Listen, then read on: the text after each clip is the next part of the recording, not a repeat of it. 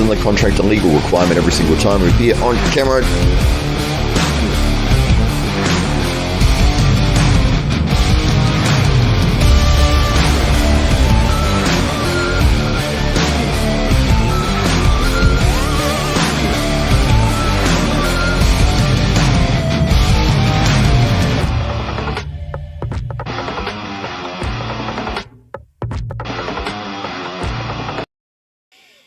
Hello, ladies and gentlemen. Welcome to Hollywood at Connelly Live with the double biceps. It is in the contract, a legal requirement every single time we appear on camera. We're appearing on camera right now. We've got a very special guest here today, a man that is heavily involved in the creation of the first club in South Australia, and that is none other than the Viking himself, Tim Graham.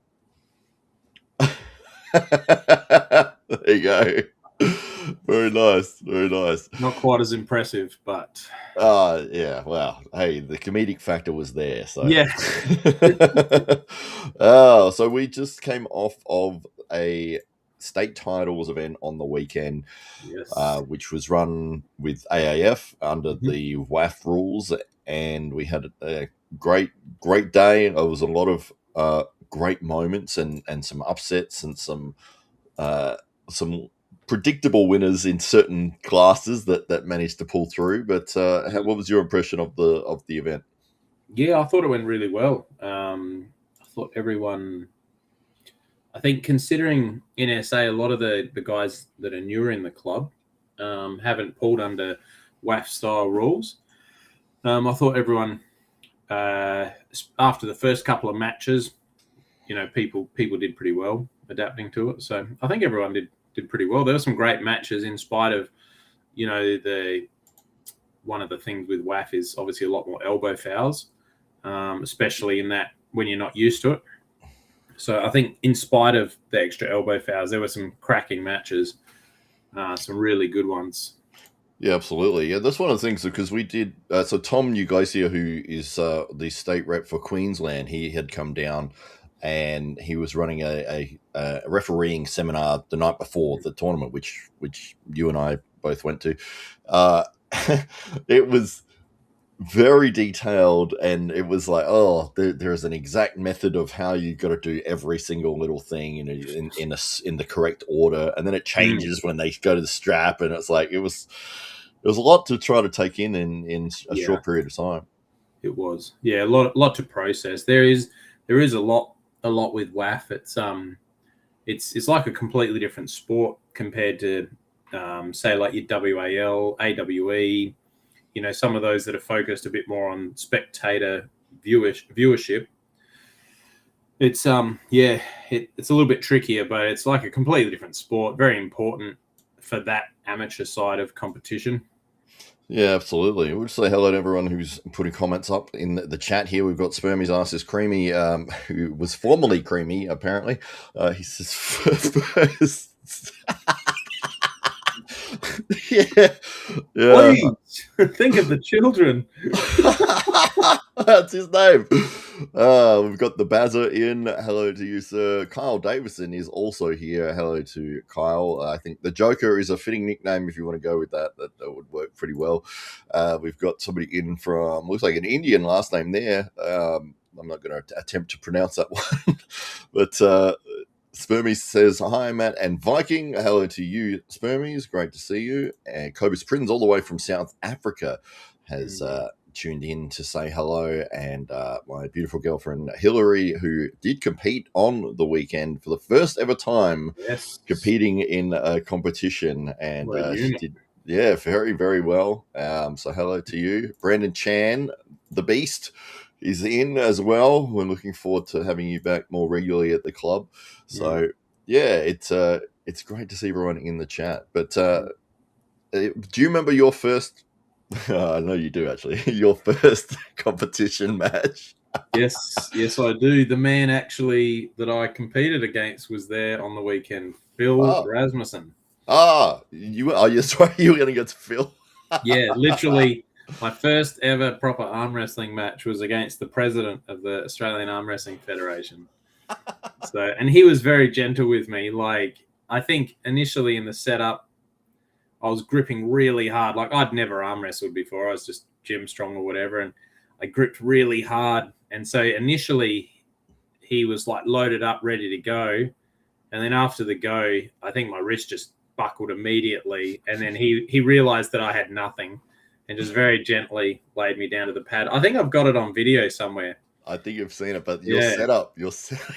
It's just horrible. Like my back's like arched, like I'm like at the table, like elbow out here, and yeah, ready to go sideways. Yeah, correct. Want to win an arm wrestling match. Look, if he had have arm wrestled me properly and not cheated by holding onto the table and using any technique, if we had just gone side to side, probably still would have lost. Yeah, that's right. So was that an 0-2 tournament? Like, did you have a double elimination with that? Correct. Yeah. How did you go in your second match? I went against another guy who had no idea what he was doing. But he was bigger and stronger than me. I ended up losing that as well. It was a little better, but it wasn't much better. Then an arm wrestler was like, "Oh, if you had just bent your wrist, you would have beat him." And I was like, "Why didn't I think of that?" Like, why didn't you tell me that when we were Tell me afterwards. Thanks a lot. You know how to win, right? It's like, this is what you got to do. Well, I've already had the match. Like, Spermy's Nasty Creamy says, Viking, the children, my two boys are grown now and on their own. They just put up with me. Fair enough. Yeah, absolutely. So how did you go? Like, because we obviously both reffed on the day. Did you? And I know you've got experience reffing under that rule set. Did you feel comfortable, or did you still have to really think things through as you were doing it? So I felt pretty comfortable with the actual reffing side of things. The only thing I made a couple of mistakes in, and it wasn't so much any calls, it was more just the order of doing things. Like the thing that I had to remind myself of was often when someone wins or elbow fouls, I'll signal immediately. But with WAF, the process is you stop the match, you unstrap them, make sure their hands are separated, and then you indicate winner, elbow foul, etc. So that was one thing that I was like, no, I've got to do that the right way. And it doesn't really change the outcome, but like Tom said, it can prevent some of those excessive celebrations while the guys are still tied together and potentially injure each other and stuff like that. Yeah, plus the blowback for against the referee once they make that call. Yeah, yeah, correct. It's like that was the main thing. That was about it. I felt pretty comfortable. Most of the guys are pretty easy. Probably the only person I really had, like Abel, was quite difficult to ref. Like a lot of complaining.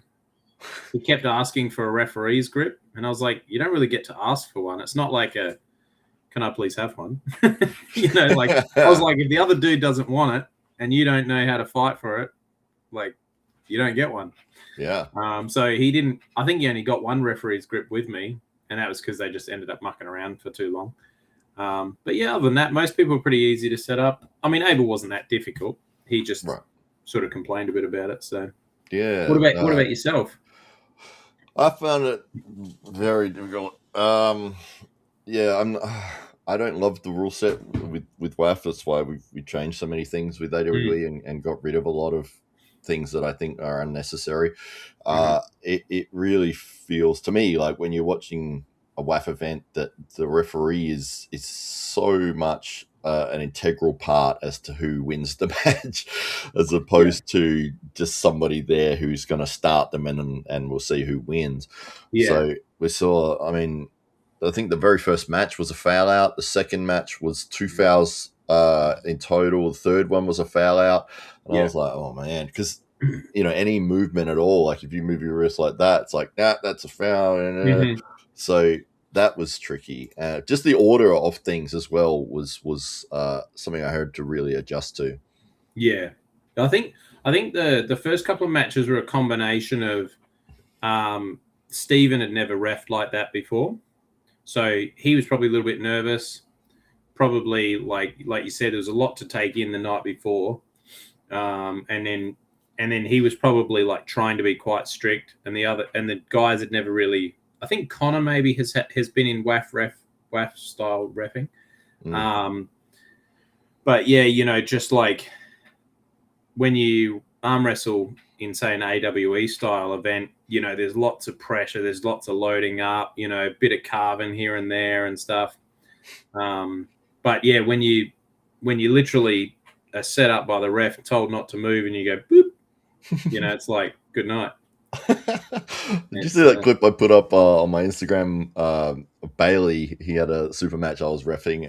I had their hands lined up, and I said, "Don't move." And then he lets go of the pad and scratches his nose.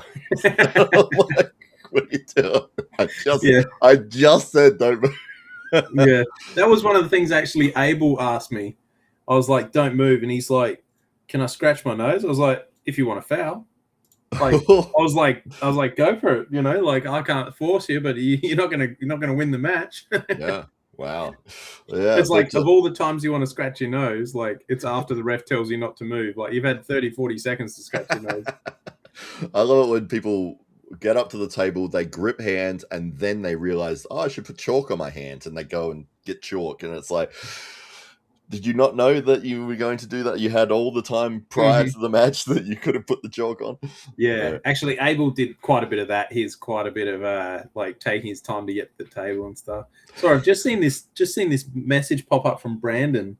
Yeah. In my first ever tournament, you asked me how I wanted to be pinned. I'm glad you were gentle with me too. I don't remember that, Brandon. Where was that and when? Yeah, I don't remember that particular one. It sounds like I was being a bit condescending, to be honest. Sorry, mate. I wonder if it was the Real Cup that we did, or if it was a state title from a while back. But yeah, might have been the first Apex event. Hey. Yeah. That was a good turnout for our first event. Like, we had so many people come from interstate, which was amazing, and it was just as COVID was ending, so it was like the first one back where everyone was allowed to travel and compete and do all that sort of thing. So then we had like the Burnett brothers, Marianto Barkers came, Ryan Bowen came, Josh Barker. Yeah, absolutely. And it was eye-opening for us as the club, to see these guys come in and just realize just how much we've got to do to get anywhere near where they are. So yeah, that was you and I had that.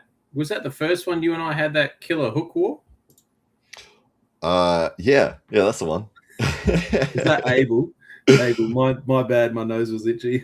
Oh no, that's Bailey. Is it? Yeah. Yeah, no, that match that we had, that was cool. I think I even took my glasses off halfway through that so I could focus. You did. Yeah. They were falling off my face. It was so sweaty. You were just toying with me. That was a good match. Well, that was back then when I could do that. Yes, I do have quite large hands. Formerly creamy. They're the same size as Devon's. For perspective, if you've ever held up hands with Devon. So I know that. Yeah, no, that match you and I had, that was I can't do that anymore in a hook with you, but that was fun. Yeah. Well, Brandon has commented here that it was at the Real Cup at the Apex Sports Festival. Yeah, right. Yeah, I do not remember being such a douchebag about it, Brandon. Sorry about that, mate. How do you want to be pinned? What a knob. As fast as possible, please. Yeah. Grant Law is in as well, one of the SA Titans members. He says, I think Ben really enjoyed saying, don't move all day. It's usually the police saying that to him on Saturday. That's a good one, Grant. Nice one. Absolutely. Yeah. But we saw a lot of the SA Titans members had come along to compete in the tournament on the weekend. We did get some interstate people as well. We had a couple of guys from House of Pain. There was Josh James from Gippy Grippers. Who else came through from interstate? There was Kane that won on left hand under 90. Yep. And there was his mate. I forget his name. No, I can't remember either. Yeah, I can't remember his name. He's from Illawarra. Oh, right. Yeah, nice. He had the Illawarra shirt. I think Kane's from Illawarra as well, up where Shannon Shannon Michaels is up there as well. So Yeah, but, yeah. it was very cool to have people come over to compete in the tournament here. They did well. I mean, as you said, Kane took out one of the left hand divisions, Mm. and yeah, it's always good for us because well, there's only one club here in South Australia, so everyone knows each other pretty well, like and knows their games pretty well. In a tournament setting, when you're up against somebody you've never met and you have no idea what they're going to do, it's very, very different to facing somebody that you know exactly what game plan they're going to be executing. Yes, it is. It is very different, and like not only that, but like different strengths, different hands. You know, like it's so. I think that's one of the things I like most about tournaments. Like tournaments, my favorite events because like there's just this whole like up in the air. Like no matter how well prepared you are, it can just be like your whole day can get ruined with one match, or your whole day can improve with someone else's bad match. You know, you go from being like middle to low end of the bracket, and then the top two guys, even though they're not facing, they'll have a match that they should have walked through and just took a bit longer than expected, and it takes them down a bunch. And maybe you have a couple of easy matches, and yeah, it just changes so quick, and you just don't know. You know, like guys from interstate.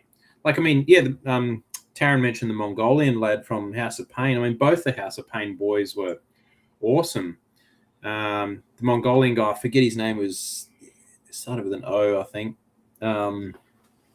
Odin or something like that. I don't know, but it was I don't remember. he was a machine. Like on right arm, not left arm. Left arm didn't look that impressive, but right arm like was ridiculous. Like he held up Danny in their match and probably got unlucky with a couple of positions and starts and things, you know. But he was right in there with the best of the guys. Lass as well. I think he pinned Lass. Wow.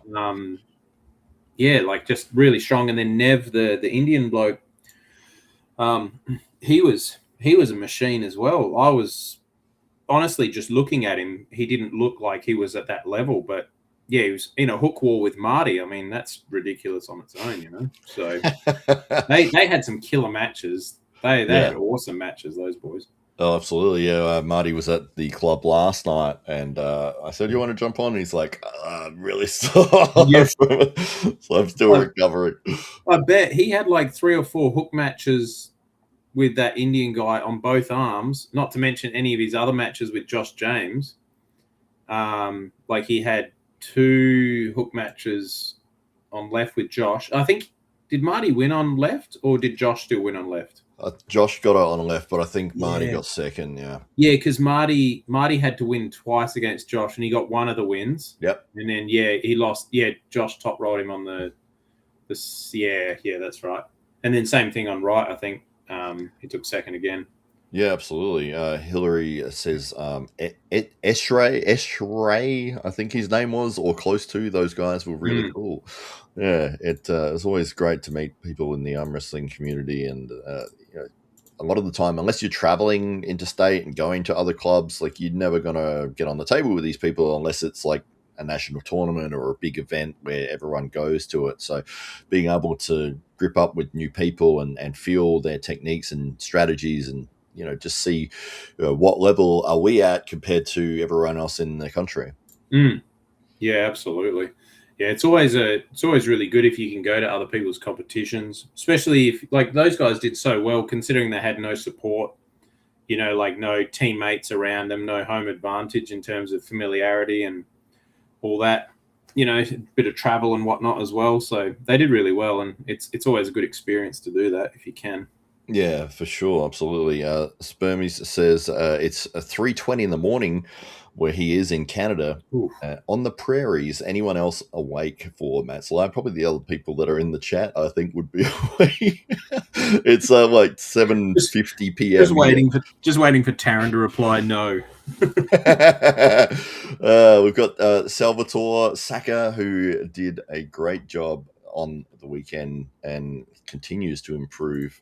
He had some really exciting moments throughout his matches. Yeah, he probably had the best combination of matches, to be honest. He Yeah, like considering most of his matches he won from a losing position or like a poor position, like he was out on his bicep, sort of worked back into a hook. I mean, beating Valera, I think he beat him in a hook in the end. Wow. Um, Wow. like yeah, exactly. Like I mean, Valera's ridiculous. I don't know if it was in a hook the whole time, but I think he might have finished it in a hook. I can't remember. But yeah, he had such a great collection of matches, and he went the hard way through the bracket, up the B side, Yeah. and just match after match, war after war. Yeah, it was very very cool to watch. It's fun reffing those matches. You just want to do justice and not spoil the match. It's just trying like the whole time I'm just to him and Abel and a couple other boys like Valera and that just like keep your elbows down, like they're just getting near the edge of the pad, and I kept warning them just so that they didn't spoil the match by a simple boop, boop, like a little bobble off the pad and stuff. And Yeah. yeah, they did really well. Some great matches by Sal. Oh, for sure, absolutely. Danny Wojcik, who won the left and right hand heavyweight in his first 6 months in the sport, has continued to get better and better. And he didn't have too many tough matches throughout the tournament. He sort of rolled through most people. There was one with Lass that Cohen, he really had to fight hard for, but yes, yeah, Lass on left arm, and then Cohen on right. oh, Cohen. Cohen gave him hell, like because Danny was struggling to keep his elbow on the pad because Cohen presses so hard. Danny was struggling to keep his elbow on the pad and Ah, really, you know, you pulled Cohen, like yeah. a strong flop presser. Yeah. It's hard to know where to grab. You grab where you think is good, and it's actually not. Cohen, I was really impressed with Cohen. Actually, he was 88 kilos and nearly won the heavies. Yeah. That's sick. That's and awesome. and he looks like a member of the Rolling Stones. I know the dude is. I said to Phil, I was like, that dude is such a vibe. Like the mullet, the septum piercing, the Doc Martens, all dressed in black. I'm Yeah. just like, man, that dude. And then he goes in and presses like he doesn't care if his arm Ugh. shatters. I still don't understand how he does that without it hurting, or and we've given him that nickname Unbreakable for the reason that he's always in a looks like a horrible position, but he really does get behind it, and he's improved that side of it a lot in the last 2 years. Yeah. Yeah, he's been like that since day one though. So what was really cool about the weekend is him nearly winning is that he started when he was 15 at that same venue back in like 2016, I think it was. Mm. We had a tournament there, and his mum messaged me like on the page and was like, "Oh, can he compete? Because he's just a kid." And I was like, "Look, if you sign his life away, he can compete." And he did. I don't remember if he maybe got a win or something, but he's pressed like that the same way the whole time, and yeah, somehow it just doesn't break. I think he's 22 now, so Yeah, well, yeah, that was my first tournament as well, the one that Mm. Cohen went along to. I think Cohen had entered every division. Yeah, as a like probably a 65 kilo 15-year-old. That's right. Terrence says that he will reply when he's awake. Thank you, Taryn. Looking forward to that. We've got French McGee, who organised the event on Saturday. Hello to you. It was. I'm hoping that you were able to relax and let go of all the stress from the event, and know that it went very well, and everyone seemed to be quite happy with the result of location, of Mm. the way that the tournament was structured and ran. So yes, very well done. You did a great job, French, considering how annoying it was to deal with Ben. In spite of Ben, you ran a great event. So And French says that Odin Odin was the guy from House of I Pain. was close. I thought it Yeah, was Odin. you said Odin. Odin. Yeah, it was close. It's just a little bit longer. Odin. Can you just do that again? Odin. That's great. That was good timing to put that up here. Matt says, Matt is such a smart ass in a good way, though. Thank you. Thank you very much. And David Hux is here. He says, how you going, fellas? Hello to you. It was great to see you on the weekend as well. It did very, very well. And I think you surprised a lot of people with your strength. That it seems that you're almost, have improved leaps and bounds. And a lot of people that you would think would just fly through you, they will hit, and that you just were able to hold and contain them, and then it was like a war from there. So, yeah, very, very impressive. Huxley was part of the biggest upset, I reckon, of the weekend for me personally, but he was on the losing side of it. So when he and Grant went up, Phil talks to me. He goes, "Oh, how do you reckon he's going to go?" And I was like, "Oh, unfortunately, I don't think Grant's going to have a chance," because I pulled Huxley. He's a strong dude, and not that Grant's not strong, but Huxley's kind of got that country boy strong, and then Grant literally nails the perfect top roll. I mean, it was textbook perfect, and I was just like, I looked at Phil, and Phil's like, "What the hell was that?" And like Grant, I was so impressed with Grant, and then I was like, maybe it's a fluke. And then he literally, because he got the foul, and then he literally nails the second top roll perfectly. And then Huxley fouled.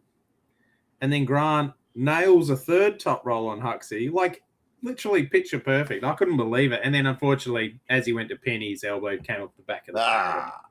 I mean, I still berated the refs as a fellow ref that they did a garbage job calling that foul because I was just so impressed with Grant. Like, I mean, Grant did so well with that, like I honestly thought that Huxley would sort of just shut him down everywhere, and it was not the case at all. Grant just ran through his hand. It was very impressive.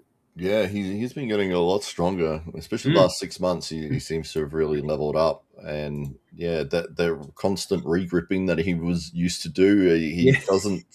Well, he still will climb higher, which is great, but it's not just constantly. Let me get another grip. Like a buy one get two free. That's right. Taryn Broad says it's been almost exactly a year since Danny started. He started a couple of weeks before AWE middleweight comp. He's improving so fast. Yeah, well, there you go. That's not impressive then. If it was 6 months, it was impressive. Yeah, forget it. Like, what have you been doing with yourself, mate? I mean, you were taking out the heavyweight division in your first year. It was, weren't we all? I was taken out of the heavyweight division. Right. Very similar. Oh, absolutely. Nick Caddies is in. Hello to you, Nick. He was also there, I think, on the weekend. Yes, he was. He was, yes. He had a couple of good matches. Yeah, that's right. Yeah, absolutely. I think he was on in the lighter weight classes. So, yeah. I probably refed one of his matches. I just, what it's like when you've done like 50 matches for the day. You can't remember a single one of them. Yeah.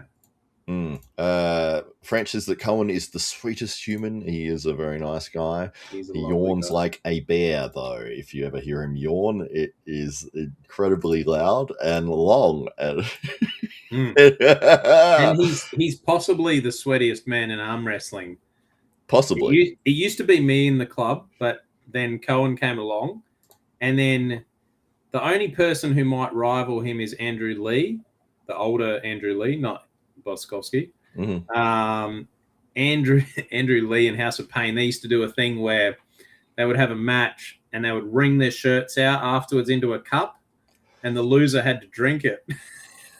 That's horrible. Oh man, no way. I've seen footage early House of Pain days.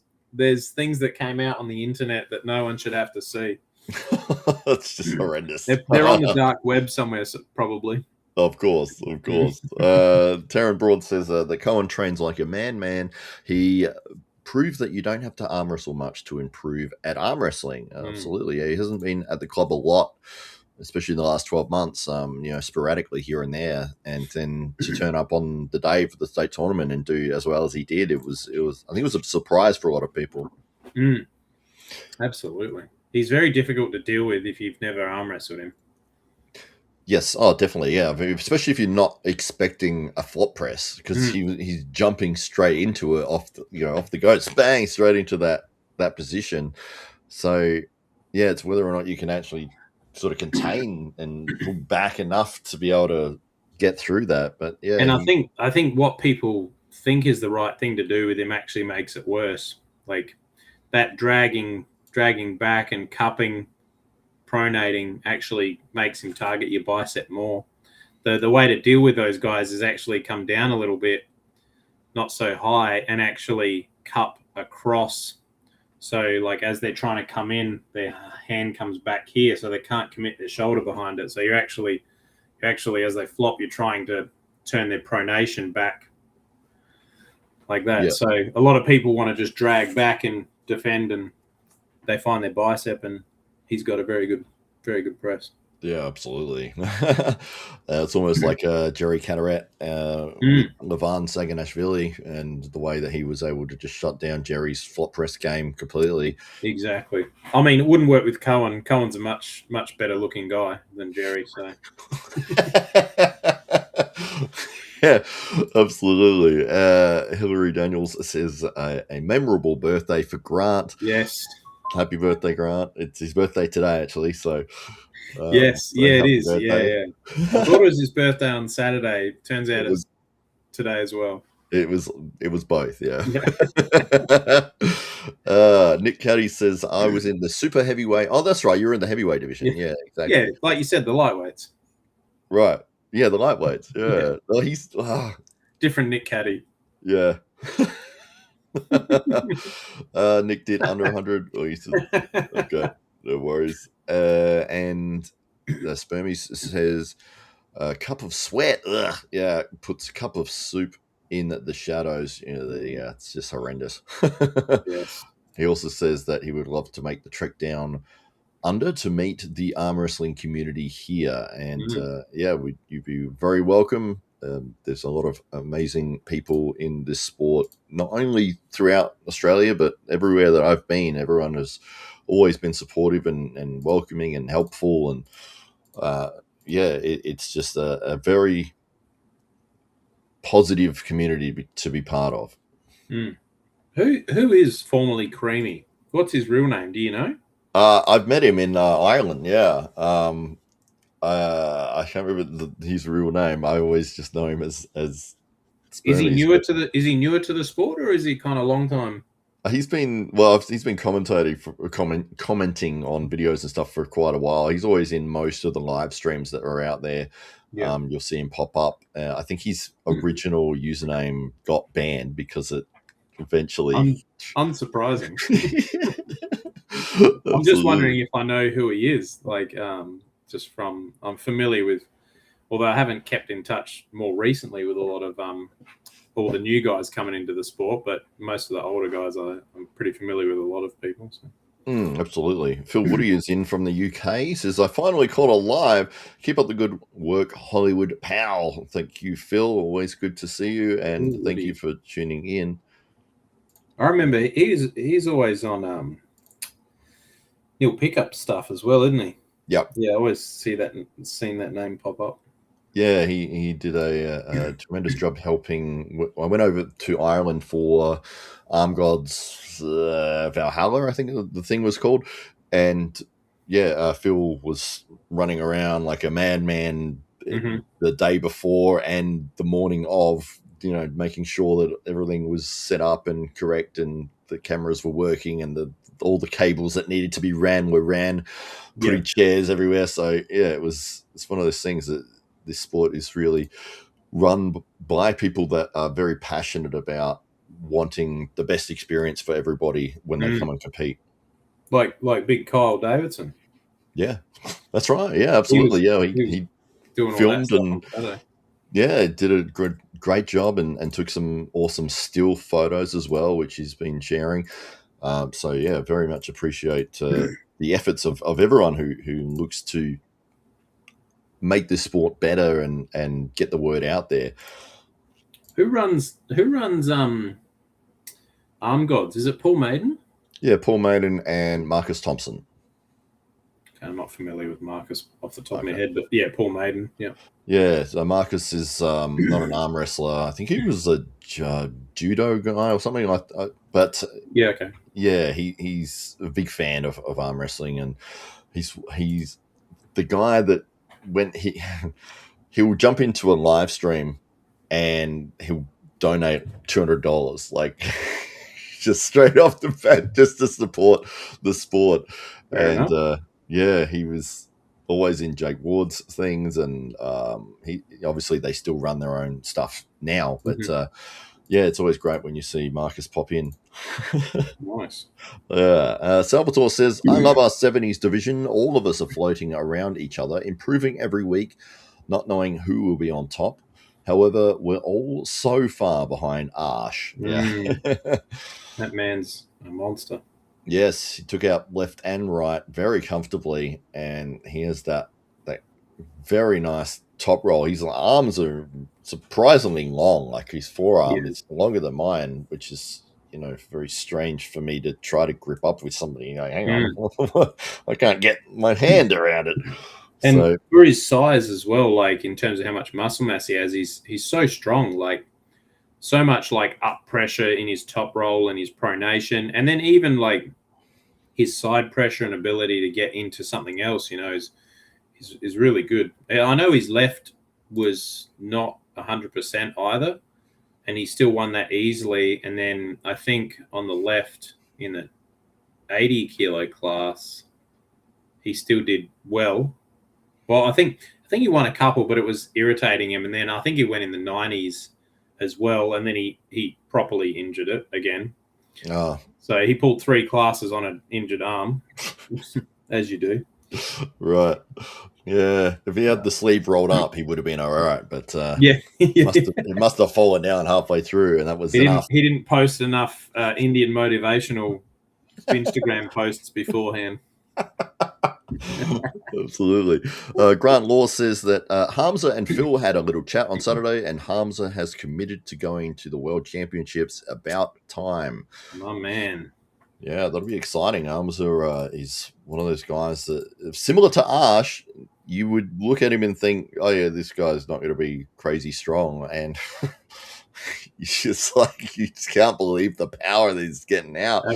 Absolutely. It's sickening how strong he is. It is ridiculous. Yeah, so I think the Worlds are in India this year. So Mm. in Mumbai, yeah, I think it's Mumbai. So yeah, I know that Phil's trying to get a contingent of Australian arm wrestlers to go and compete in that. So Mm. it should be a great event. Yeah, Hamza at 75, his style is like perfect for WAF, like heavily top roll based, but he's strong everywhere. So if it gets turned into a hook, he's not going to disappear.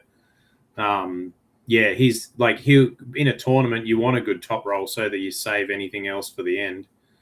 But like at 75 kilo, I'd be very surprised if there's people that can hang on to that top roll. I think the issue will be whether he fouls out. Right. Like, Yeah, I that's the think hard thing. as long as he's practicing it, he'll be fine. Like we'll just have to have some really strict reffing at the club for him to practice with. Yeah. Just call every little elbow foul and stuff. And but yeah, like I could see him easily on the podium at 75 kilo. Yeah, for sure. Well, he's got all the ability in the world, and hopefully he'll be able to showcase that when he does compete over there. Grant Law says, how amazing that the Titans have 2 absolute legends going to Worlds, Grant being the other one. So it's in the Masters division, Grant will be competing. Masters or Grandmasters?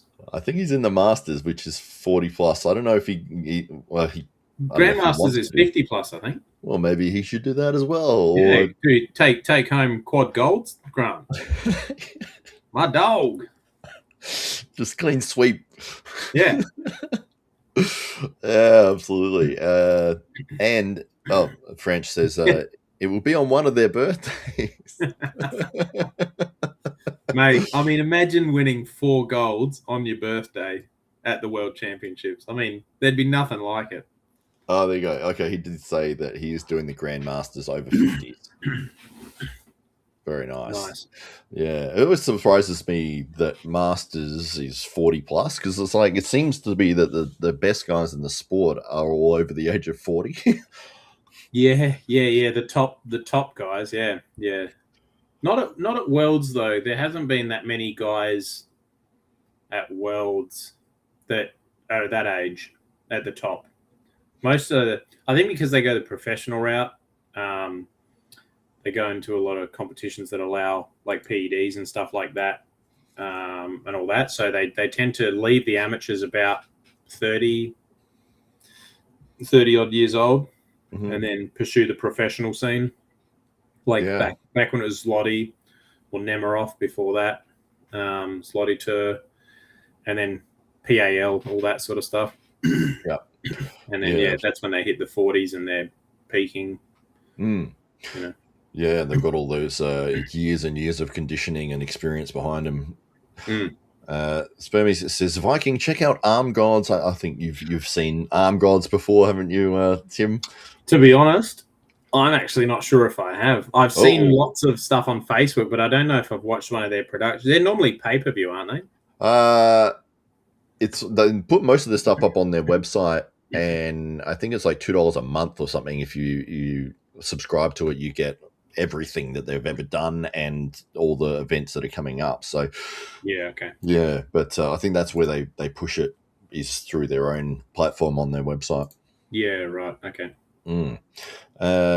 French says in Brazilian Jiu Jitsu, it's 30 plus for masters. Hey, Hey, that's I'm a you. You just master started already. doing Jiu I'm Jitsu. almost Grand Master now. Yeah, I just started like 6 weeks ago doing Ah, jiu-jitsu, so I'm what already going for my black belt. that's right. So, how did you find first time you went along to a Jiu Jitsu class?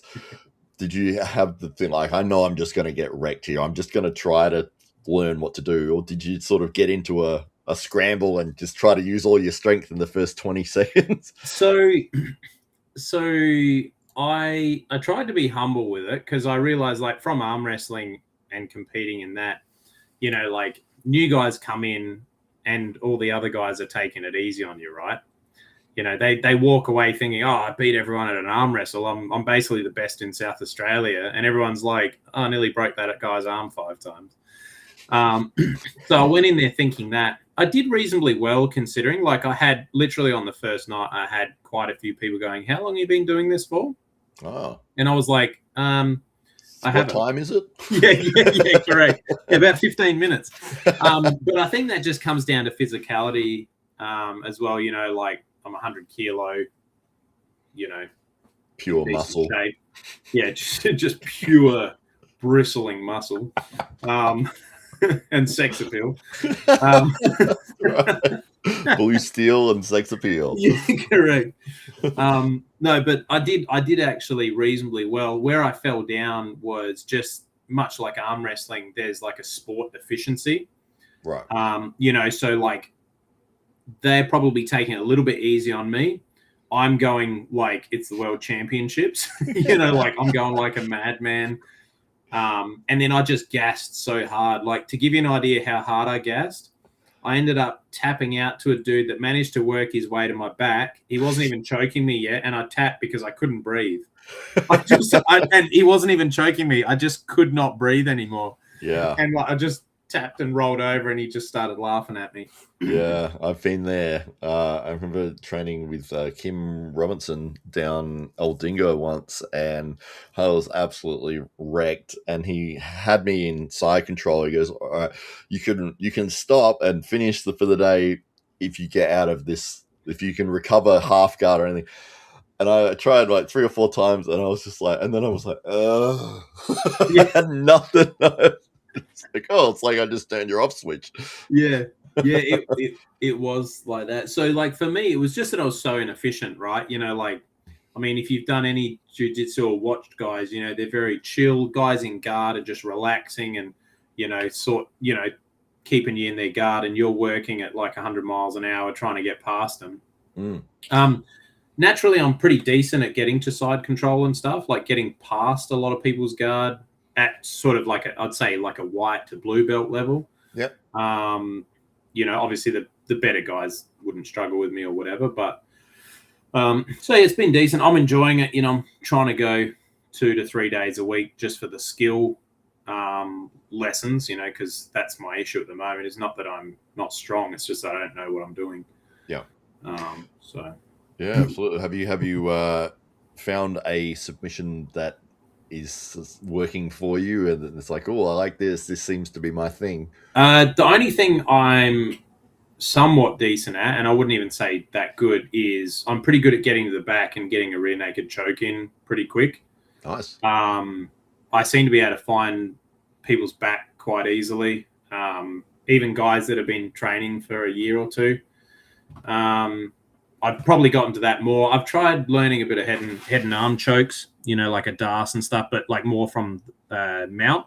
Mm-hmm. But I haven't been able to. I've been able to make it very uncomfortable, but I haven't really been able to sink it in well enough to get someone to actually like choke from blacking Yeah, out. that one is. Yeah, I mean, it requires that complete sequence of movements to be executed for it to work. Whereas if you put your arm around someone's neck and you're squeezing, like it's regardless of whether you're doing it properly or not, it's probably going to have a big effect. Yeah. French McGee says spazzy white belts. Yeah, actually, I've tried not to be spazzy. I'm very like athletic in the sense that like I'll take someone down and that, but I'm not like choking them like a psychopath. I'm still waiting for them to tap and stuff. Like I'm trying not to be too spazzy. Like I'm trying to go hard without actually hurting people. I'm not trying to rip an arm bar at 100 mile an hour or anything like that. Yeah. I had someone do that to me the other day. That nearly hurt. Nearly. Yeah. That's one of those things that I was saying this to French last night. Actually, it was everyone that I know who's done jiu-jitsu for an extended period of time has some permanent injury from jiu-jitsu. Yeah, I'm hoping I can avoid most of that. Like I'm trying to train the things that I think will break, so that they don't break. I mean, I've got a decent base to work from physically, but I'm trying to work on things to hopefully prevent them from breaking as easily. Absolutely. We'll say hello to Richard Jennings, who's jumped in. He says, "Good day, everyone. Always great to see you." Richard likes to put very positive comments on the videos and support the sport of arm wrestling, so very much appreciate that. And this guy here, Abel says, "Yo, never heard of it." You were mentioning at the top of the show that I was bitching out about him at the start. Yeah. Well, I mean, the movements and everything that go along with the WAF style of reffing is so strict, and it's you set the shoulders. If you move your shoulder at all, that's a foul. Then you're looking at the hands. If somebody does this, that's a foul. Like it was just very, very different to what we're used to. It's almost like you just got to be a mannequin and let the referee put you exactly where you're supposed to be. But there was people that were still trying to, and I'm like, you can't can't do that. No. I had a hold of Arsh's forearm in one of them, like when I was about to start, and I felt him move in like this. I was like, that's a foul. And he goes, I didn't move. I'm like, I had my hand on your arm. Yeah. I felt Yeah, absolutely. Yes. I reckon actually WAF style reffing would suit Abel's style quite a bit if he got comfortable with it.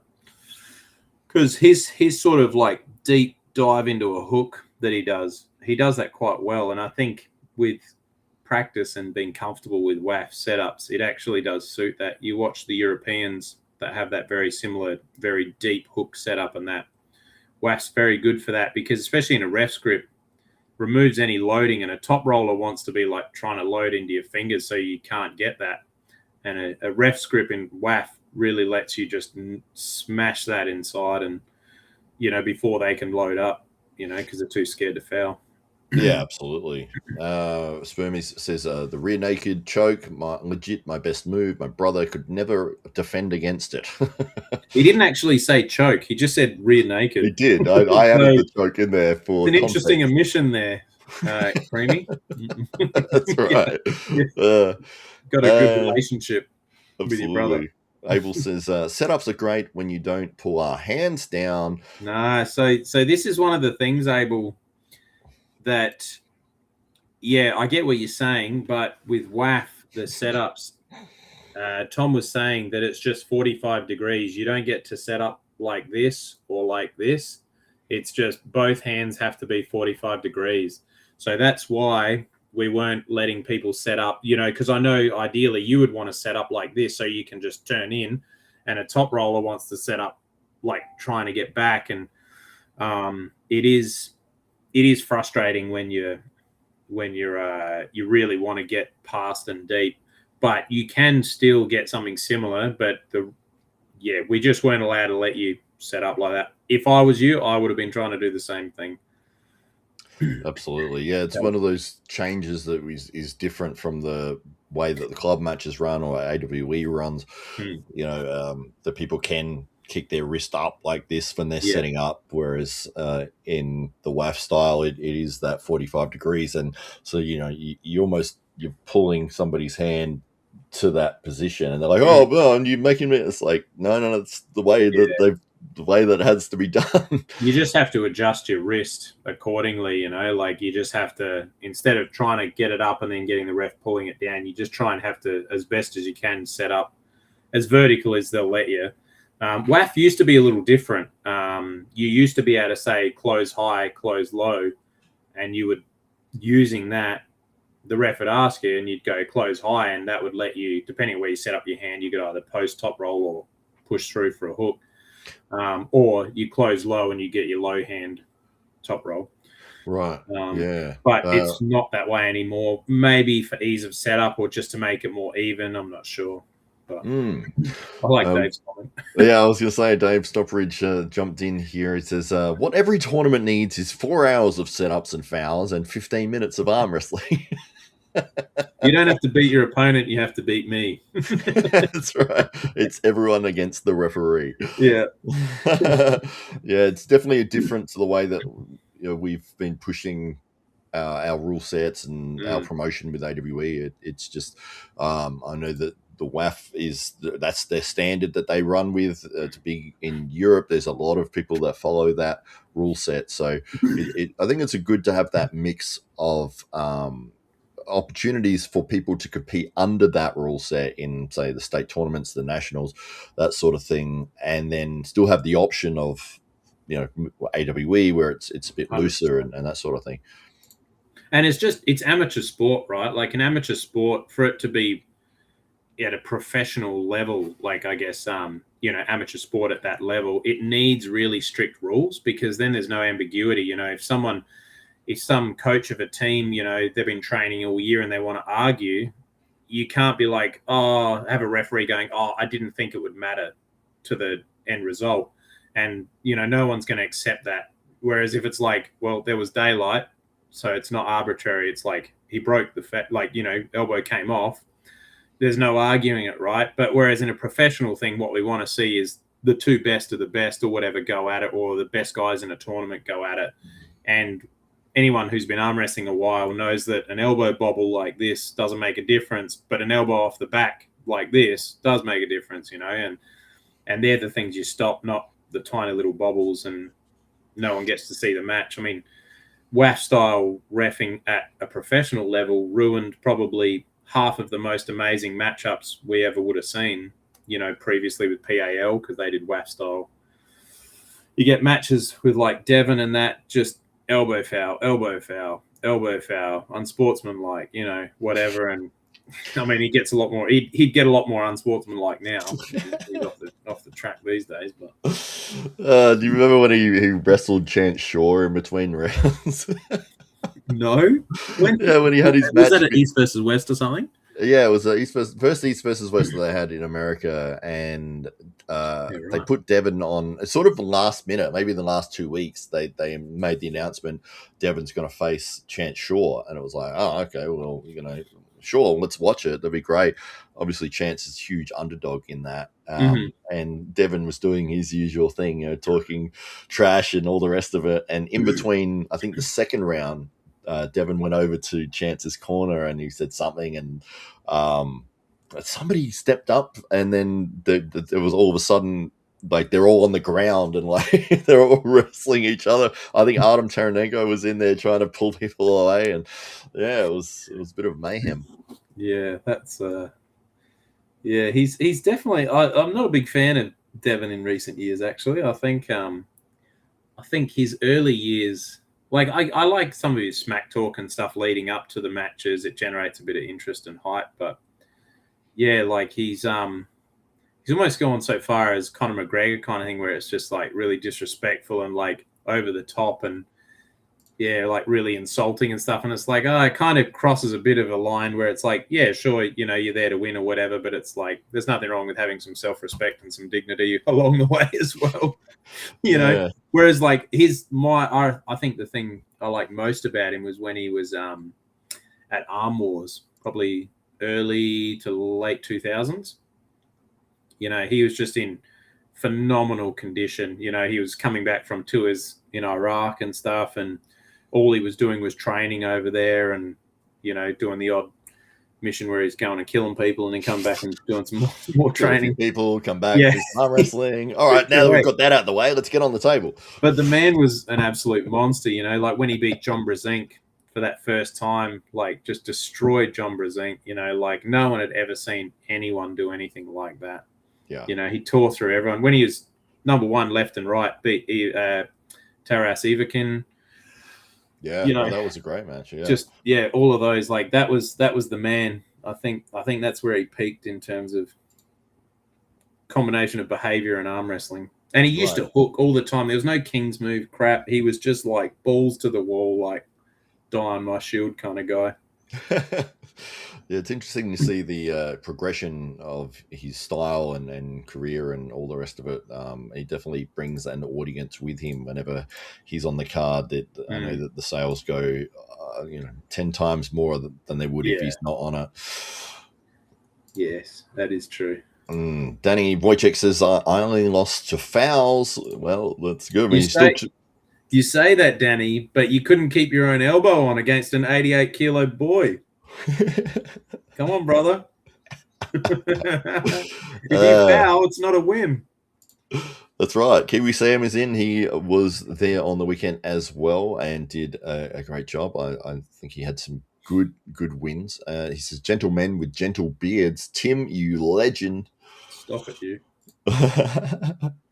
And the Drew, we have to say hello to the Drew because he is a big supporter of not only the channel here but of arm wrestling in general. If you look at any arm wrestling video on YouTube, you'll find the Drew's comment, which always says YouTube algorithm boosting comment. Yes. But it's very much appreciated, and it does help, Mm. to get more exposure for the videos and that sort of thing. So very much appreciate that. Dignity, we don't need no dignity. It's arm wrestling. Yes. Yes. You were from Canada as well, weren't you? Formerly Creamy. I think I saw that before. You're in Canada. Yeah, Not absolutely. much dignity after the Olympics. All your Oh, cheating in the curling and losing the hockey to America, both men and women, I think it was as well. Damn, yep, brother, what's going on over there? yep. I see him just leave the chat. Yeah, yeah. That was so funny. Like, I love that curling like stirred up such controversy at the Olympics. Like, of all the sports, it's like some Canadian bloke touching the granite after he let go of the handle. He's like, eh. And he's like, I didn't do nothing. Show me one time I did that. And it's like every single bowl. He's like,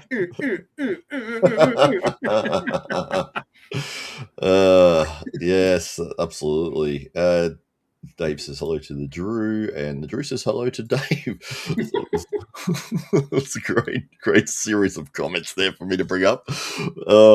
Yeah, well, we might look at wrapping things up here. If anyone has any final questions, let us know now. But do you have plans to get more involved in arm wrestling again, or are you just sort of happy to do what you did on the weekend and Mm. any of the events you might come along to? But Yeah, more probably background stuff. To be honest, like as far as competing, I just don't have that same love for like training hard.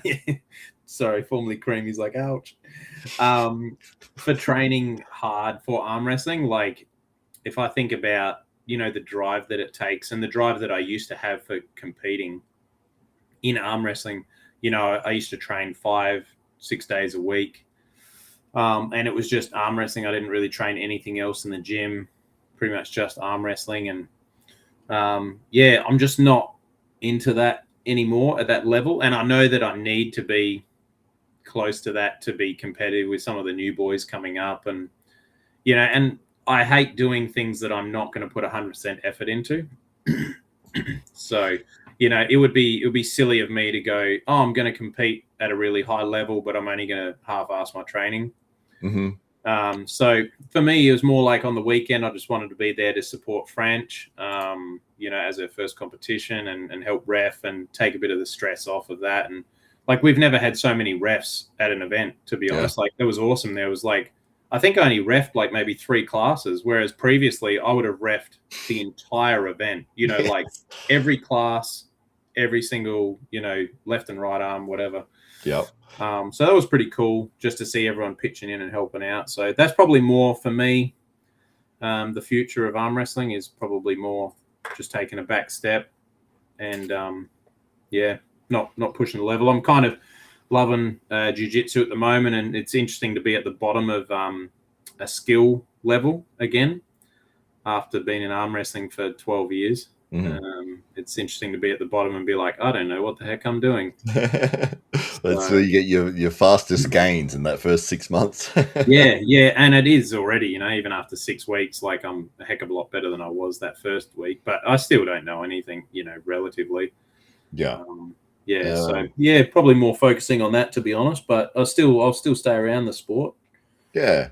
Well, you're always welcome at the club, at the events. You do a tremendous job refereeing, and Mm, you were the man who started the club here in South Australia yes. originally, and yeah, so we wouldn't have had what we've got now without your efforts. So very much appreciate that. I've Yeah. got a comment here from Dave Stockbridge. He says, "Would arm wrestling benefit from being in the Olympics? BMX and karate certainly didn't." Mm. Yeah, I don't look. The Olympics was always the dream from very early on. Um, I don't really think it would benefit that much, other than it would get the brief exposure maybe that it hasn't really had, just from people being like, "Oh wow, like arm wrestling. I didn't realize that was a thing, and now it's in the Olympics." But long term, probably not. Like I don't know. I know it's a big goal of the AAF and WAF in general, but I think the real benefit of it is as a sport. If you can get in the Olympics, you get like decent government funding, and particularly in Eastern European countries and stuff, that's huge. Whereas in Australia, it's not that big a deal. Like you'll get some funding, but like even Australian athletes that go to the Olympics, a lot of them need sponsorship and stuff still. They're not getting paid like the entire way there and a wage to train every day of the year and stuff. They've still got to have jobs or have sponsors. And so, yeah, for us, it's probably not. It's more just the prestige of, I guess, achieving it. And yeah, like BMX and karate, I don't think it would end up staying in there long term because I don't know. People can relate to arm wrestling, but not real arm wrestling. They can Mhm. relate to arm wrestling to their mates in a pub, but it's a completely different sport, right? And people are going to sit there, like you said, Dave, with the matches on the weekend, 4 hours of setups and fouls and 15 minutes of arm wrestling. And imagine at the Olympic level, your national pride is on the line and everything, and it's going to be foul, foul, protest, protest, protest, foul, protest, one pin, like Yeah, yeah. yeah, I don't see it. expanding the appeal of the sport. Mm. I think it would be, as you mentioned, like it's a good target for people who are on the, I guess, the amateur side, like they're not in the big professional leagues, but they've got something that can really Mm. strive to get into the Olympics and the funding and all the rest of it. So definitely not against it, but it just Yeah. yeah, I'd love to see a different format than the one that they run with.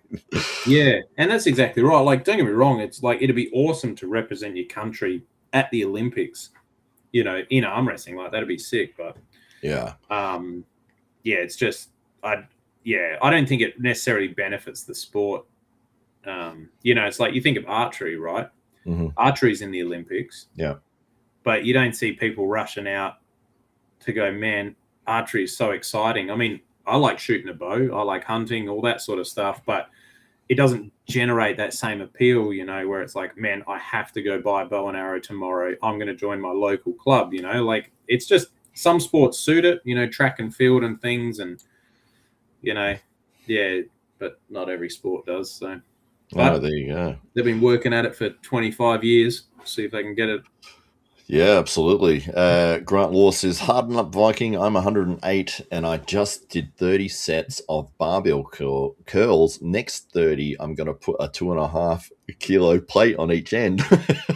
I was going to say next he's going to actually pick the bar up and start using it. Andrew Dave Stockbridge says, has Matt mentioned Tim is his favorite arm wrestler yet? I haven't said it today. I've said it many times before, and Yes. people have asked me that on international shows, and I say, well, you probably won't know the guy, but he's one of the local Yeah. guys here. Just it's like, They know me. Trust me. They oh know yeah, me. that's right. I might play second fiddle to Hilary now, though. This I've got a bit of a challenger there because now she arm wrestles, and Yeah. I mean, you don't hug me the way you hug her. I can tell you that. I used to. Yeah, yeah. She put a stop to that. No more hugging, Tim. That's right. We've got this. This is probably the last question we say here tonight, and Hilary has been messaging me, making sure that I ask this because it's quite a fun little hypothetical question. But it essentially is: if you were going to fight an animal, what is the largest animal you think you could beat in a fight? But you're not allowed to use weapons. Just bare hands. Yeah, exactly. And you get 1 hour of prep time, and away you go. So 1 hour of prep time. Yeah. Largest animal I could beat. That's an interesting one. Yeah. You think you could beat a horse? Look, that's an interesting one because horses are pretty tame, right? Like horses aren't really attacking you. Yeah. And so maybe if you climbed up, got on its neck, dragged it to the ground, maybe a horse, but I'm thinking more of like animals that could fight back, like a drop bear or something, Yes. Yeah. My answer, and Hilary here is she's pushed this out here. Tell him your answer. My answer is giraffe. Mm-hmm. If you get tired climbing to the top of its head. Oh, my game plan would be to running fly kick its knee, and then as soon as it's done the ground, it's not getting up. Just head stomp, re-stomp the groin, as Master Ken would say.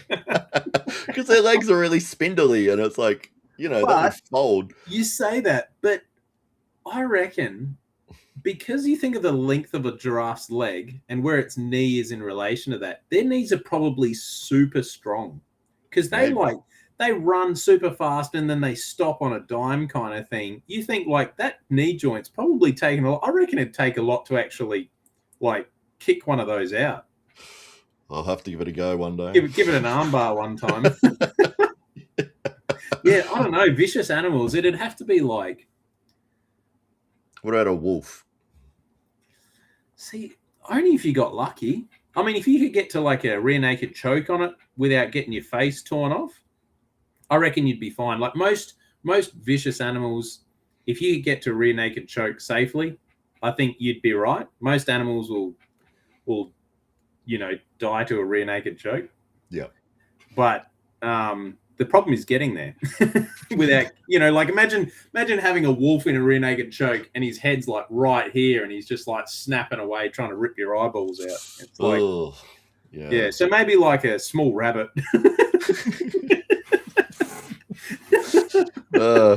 We had Candy and Paul Passmore on the show last week, and we asked the same question, and it sparked a debate between them for the entire rest of their night.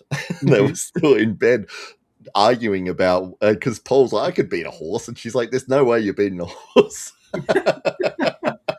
I reckon a horse wouldn't be bad because they're not trying to attack you.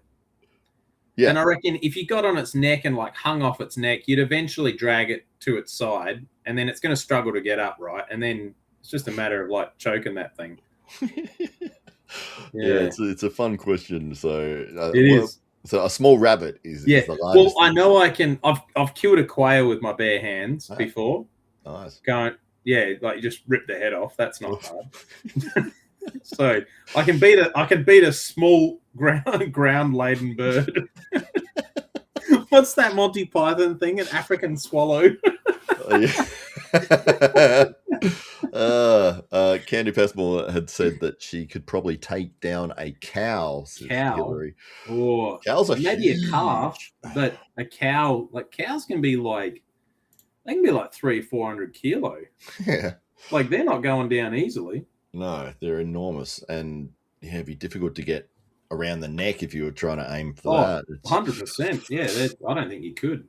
Maybe a leg triangle or something. A leg triangle.